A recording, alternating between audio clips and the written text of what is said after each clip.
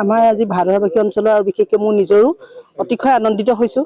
কাৰণ আজি মই এইটো অঞ্চলৰ এগৰাকী বোৱাৰী, দ্বিতীয়তে মই এই খেলুৱা গাঁও পঞ্চায়তৰ মই বৰ্তমান সভানেত্ৰী পদতো আছোঁ।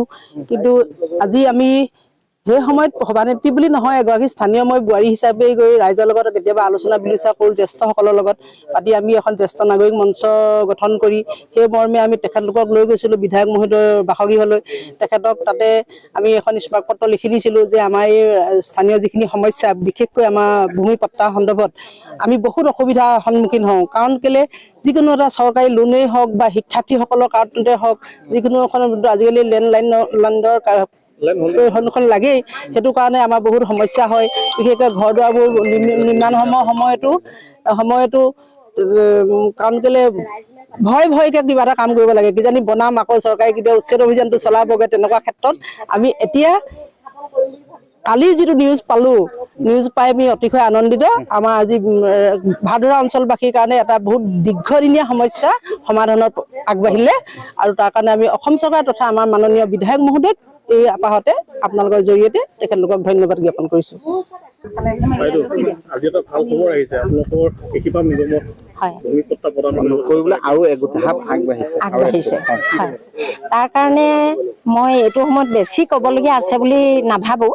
কাৰণ আমি যিটো আনন্দ পাইছোঁ, সেই আনন্দত মানে মোৰ ভাষাবিলাক এতিয়া বৰ্তমান হেৰাই গৈছে। কাৰণ ধন্যবাদৰ বাদে মোৰ চৰকাৰক তথা আমাৰ শ্ৰদ্ধাৰ বিধায়ক মহোদয়ক দিবলগীয়া বস্তু মোৰ ওচৰত একোৱেই নাই, মাত্ৰ ধন্যবাদ আৰু ধন্যবাদ। কিমানটা পৰিয়াল আছে আপোনালোকৰ ইয়াত? আমাৰ ইয়াত এতিয়া আমি ইতিমধ্যে গম পাইছোঁ 400 কিমানটাই আছেগৈ, প্ৰায় 400 ধৰক।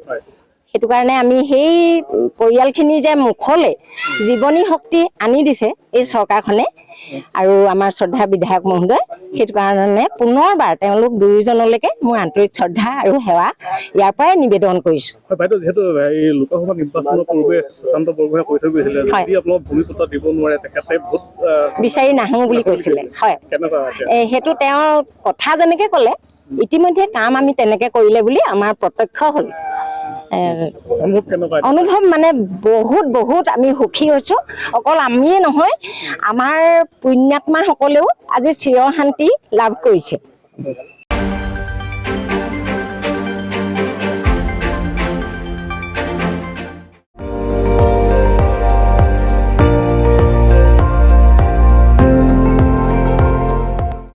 আপুনি চাই আছে ND24, সৰ্বশ্ৰেষ্ঠ নহয় সৰ্বোত্তমৰ দৌৰ।